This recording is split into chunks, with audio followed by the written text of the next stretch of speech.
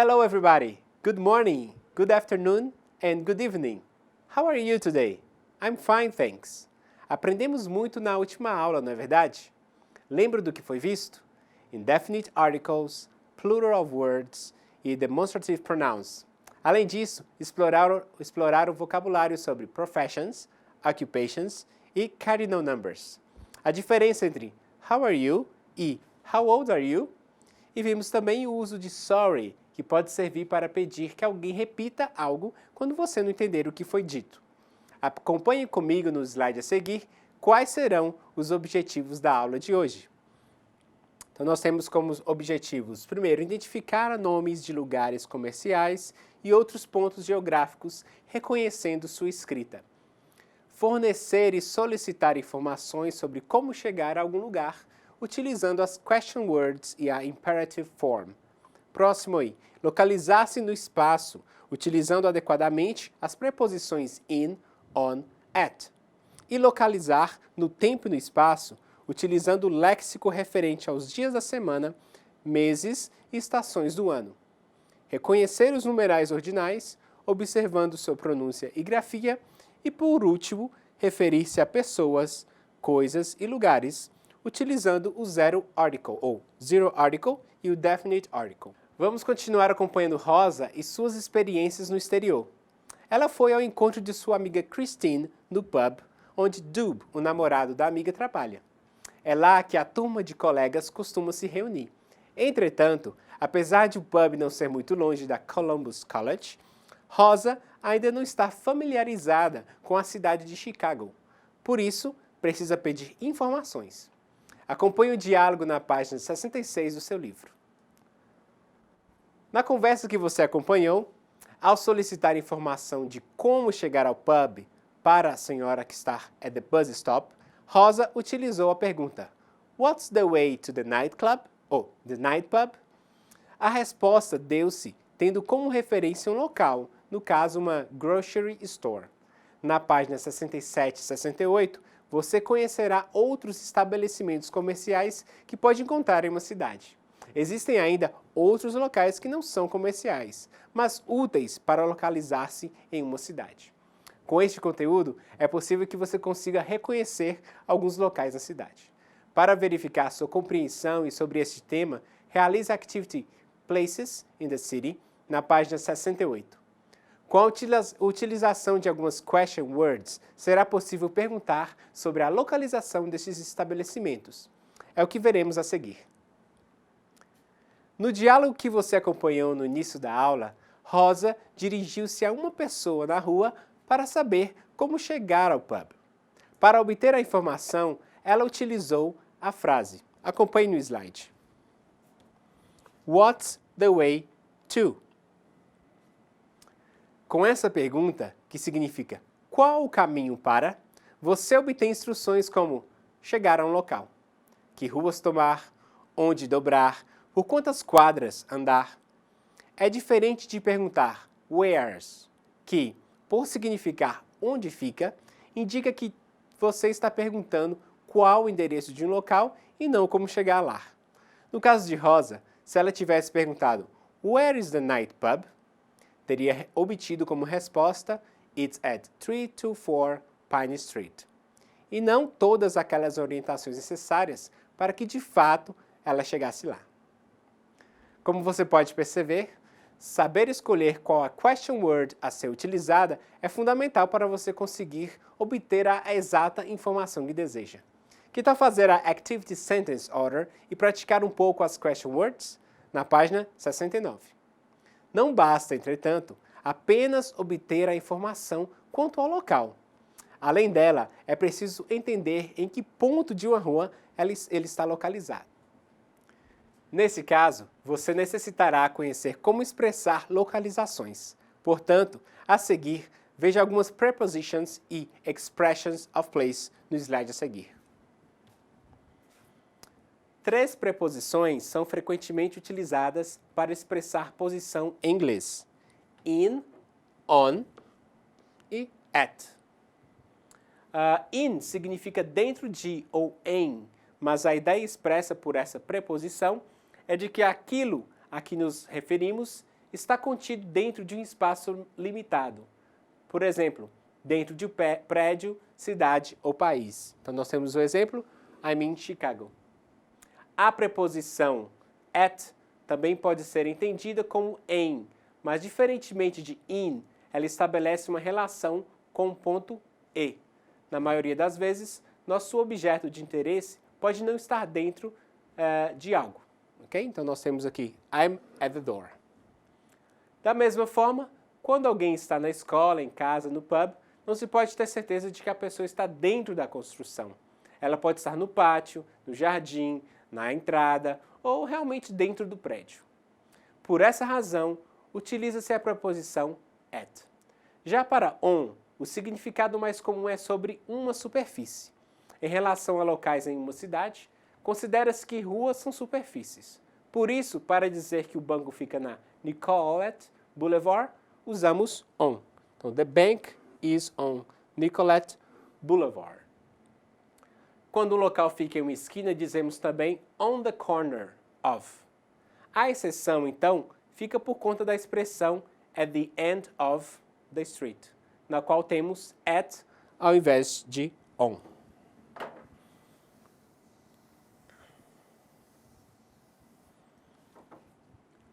Entenderam? Vamos então fazer uma síntese das preposições vistas até agora. Observe no slide seguinte. Prepositions and expressions of place. In significa dentro de ou em aquilo a que nos referimos. Está contido dentro de um espaço limitado. Dentro de ou em.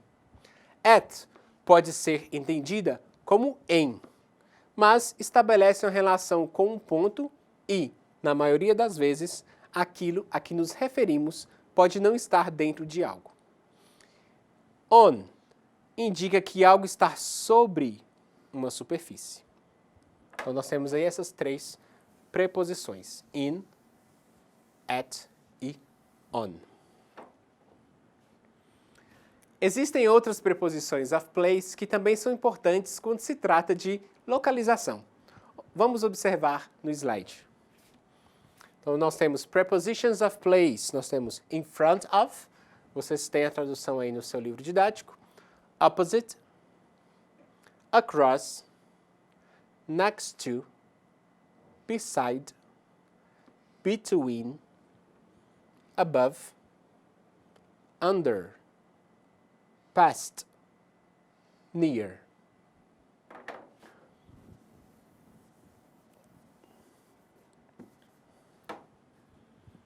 As prepositions of place são realmente importantes para que você possa se localizar ou localizar algo. Por isso, a Activity Positions, na página 74, vai ajudar você a exercitá-las. Bom trabalho! A seguir, você estudará os Days of the Week, que permitirão que você localize-se no tempo. O nome dos dias na semana em inglês terminam em day, que significa dia. Essa não é a sílaba pronunciada com mais ênfase. Preste atenção. A sílaba tônica, na verdade, a primeira da palavra. Observe. Então, nós temos Days of the Week, nós temos Sunday, sílaba tônica sun, Monday, Tuesday, Wednesday, atenção, Wednesday, Thursday, Friday e Saturday ou Saturday. E aqui nós temos como abreviá-los, tá bom?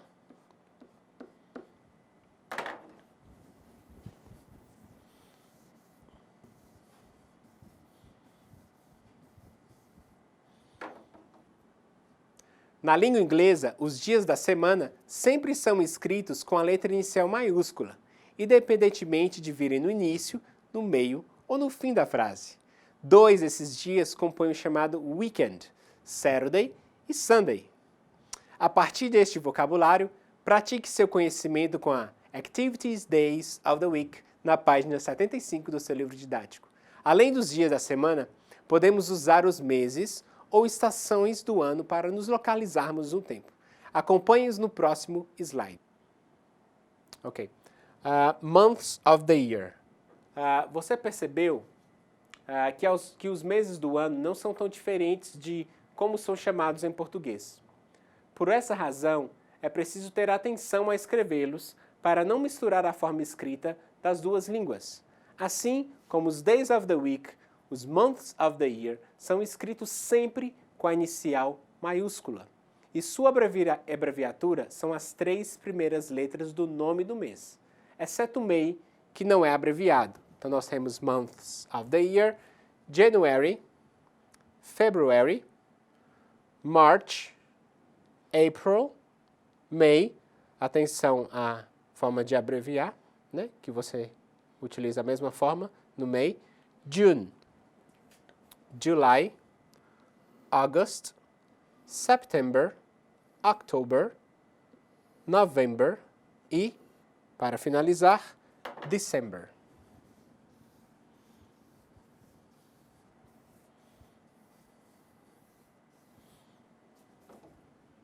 Agora, the seasons, as estações do ano, estão relacionadas aos meses do ano. Acompanhe a tabela na página 77 e você verá que as estações são diferentes nos hemisférios sul e no hemisfério norte. Por exemplo, enquanto é verão no sul, no norte é inverno. Se no hemisfério sul é outono, no hemisfério norte é primavera.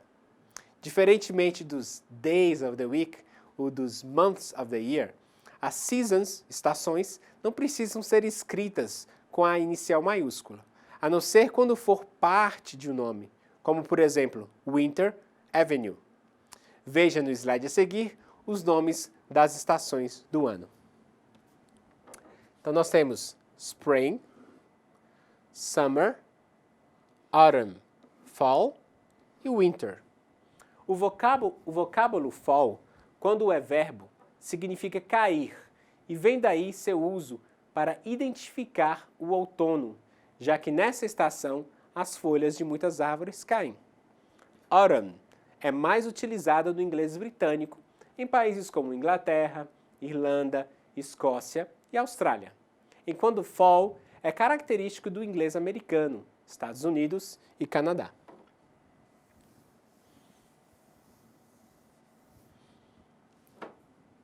Para praticar o vocabulário visto até esse momento, realize as Activity Seasons na página 77.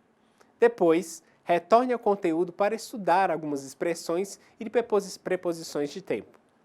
Essas preposições and expressions of time é o que veremos a seguir.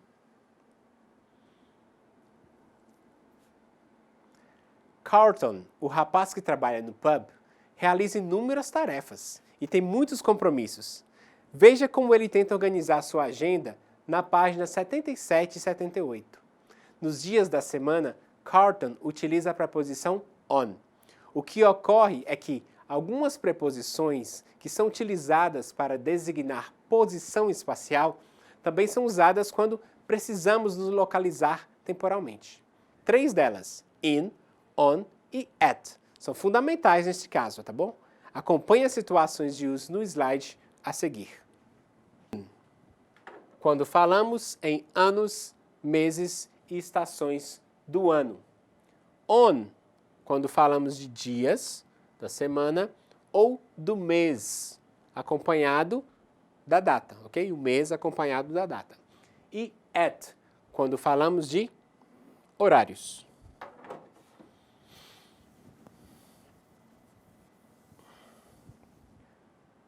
Veja agora mais alguns exemplos dessas preposições em uso no próximo slide. Então nós temos o exemplo. The opening show in the pub is at 8 p.m. At.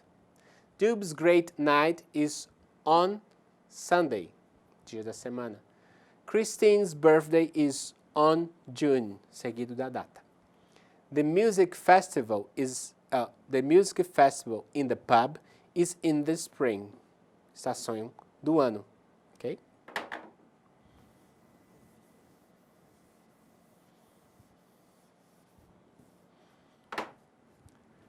Essas mesmas preposições são utilizadas em expressões que identificam períodos do dia.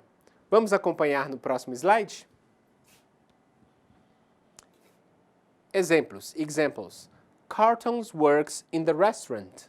Então, nós temos expressões in the morning, né, de manhã, in the afternoon, à tarde, in the evening, à tardinha ou início da noite, e at night, à noite.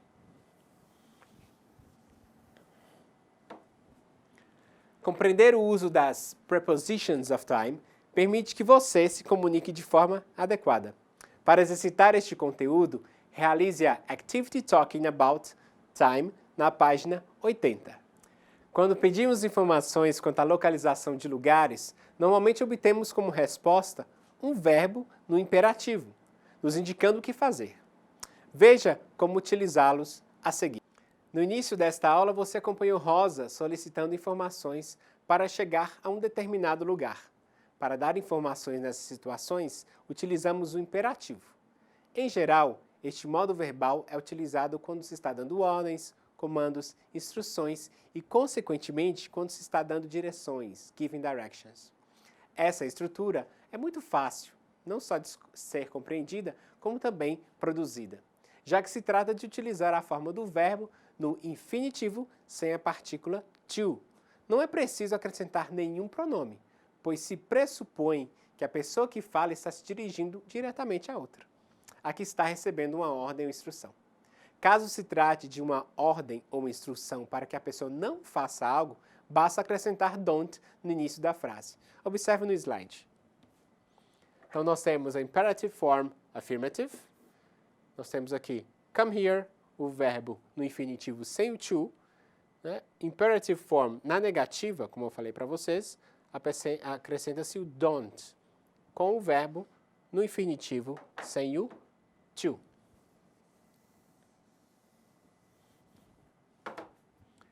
No caso de instruções sobre como chegar a algum lugar, o que ocorre é a combinação de um verbo que diz o que a pessoa deve fazer com uma preposição ou expressão que informará onde a pessoa deve realizar aquela ação.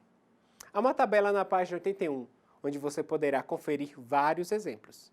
Para indicar o caminho de algo ou alguém, é necessário utilizar a imperative form, associado às instruções que indiquem onde a pessoa deve ir. Na Activity City Map, na página 82, você vai utilizar este vocabulário para descobrir onde Rosa pretende ir. Na sequência, estudaremos os números ordinais que lhe auxiliarão a indicar ordem. Os ordinal numbers são utilizados para indicar a ordem em que os elementos em questão estão organizados. Eles serão usados nesta aula para designar a localização de ruas. Veja na tabela como eles são escritos.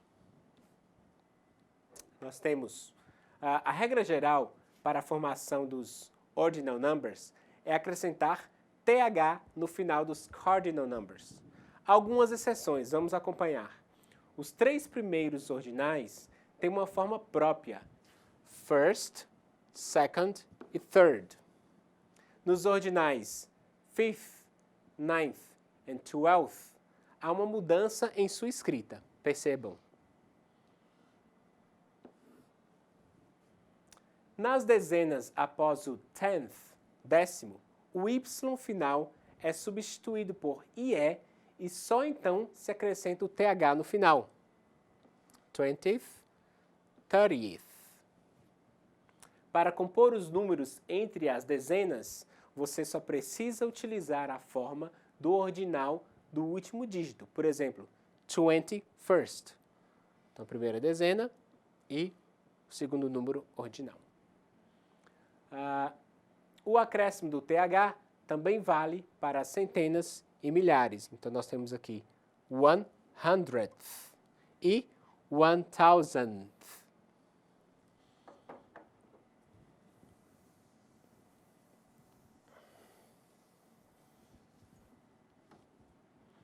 Nas Activity Sequences e Phone Calls na página 84, você praticará o uso dos ordinal numbers e de outros conteúdos apresentados nesta aula. Além de compreender a formação dos ordinal numbers, é importante observar a sua pronúncia. Para isso, vamos ao tópico do TH Sound. O som de TH pode variar de acordo com a palavra, mas sua produção sempre envolve colocar a língua, a ponta de sua língua, nos dentes da frente, dessa forma.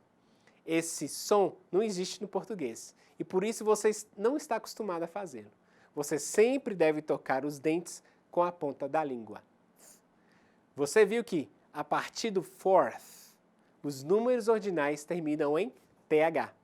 Nesses casos, o som do TH é voiceless, sem som, pois quando foi pronunciado, não há vibração nas cordas vocais. Experimente tocar na sua garganta para perceber.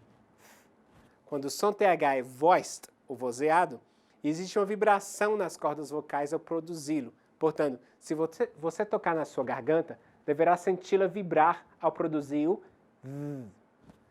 No slide a seguir, você verá alguns exemplos do som de TH, voiceless e voiced. Pratique também com outros exemplos dados no livro. Vamos ver. Nós temos voiceless, sem vibração das cordas vocais. A palavra three, theater ou theater, thunder, thanks e voiced, onde há vibração das cordas vocais. The, then, that, there, this e there.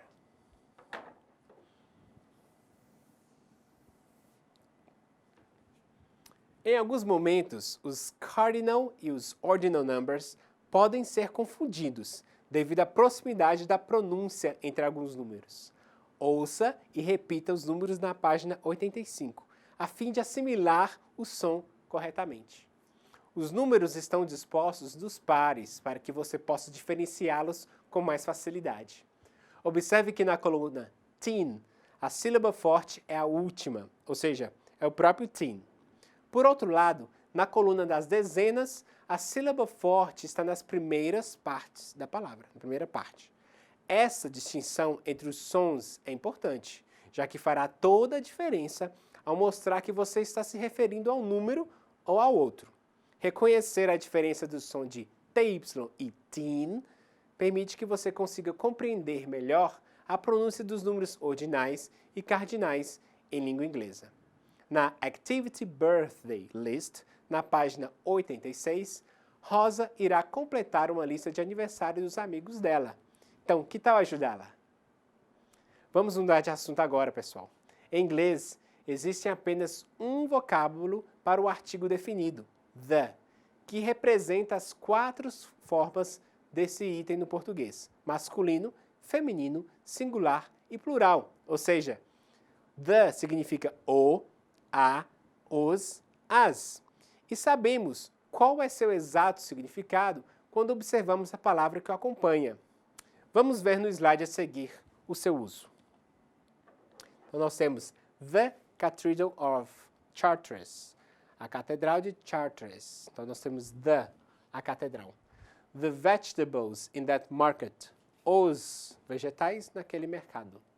O próximo exemplo, The intelligence of dolphins, a inteligência dos golfinhos. Próximo, the lunch you prepared. Nós temos aqui the, significando o. E the school on Pine Street. The school on Pine Street, significando o. Então, nós percebemos o uso de the, significando a, o, os. E também em outros exemplos ele vai significar as.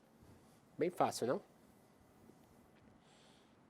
Definite article não é usado antes de nomes próprios e nem quando falamos de algo em geral, de substantivos abstratos, refeições e também certos locais, quando se trata de sua função original, deve ser utilizado ao especificar alguma coisa. Quando se utiliza of, é porque algo está sendo especificado. Portanto, quando a palavra for seguida de of, o definite article é empregado. Todos os nomes de pontos geográficos relacionados à água levam o definite article antes deles, com exceção dos nomes de lagos. Quando você se referir a um grupo de ilhas ou montanhas, utilize o definite article.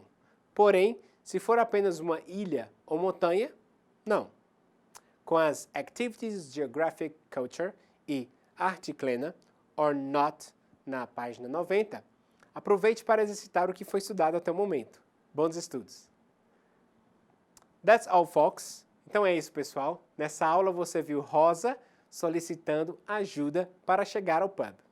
A partir dessa situação, você conheceu o vocabulário sobre locais comerciais e não comerciais, que podemos encontrar em uma cidade. Estudou algumas question words, que o ajudarão a solicitar e fornecer informações para chegar a um lugar. Viu também algumas preposições e expressões de lugar, para se localizar no espaço. Conheceu o vocabulário referente a dias da semana, meses e estações do ano, para que você consiga se localizar no tempo.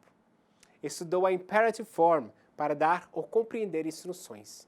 Também estudou os ordinal numbers, que podem ser utilizados quando queremos falar de datas ou indicar ordem, e também exercitou a pronúncia do TH, TIN e TY. Você viu o uso do artigo definido the, bem como os casos em que ele não é utilizado em inglês, o chamado zero article.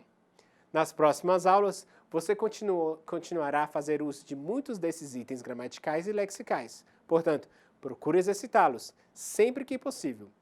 Isso com certeza lhe ajudará a to get there. Have a great day. See you next class. Bye.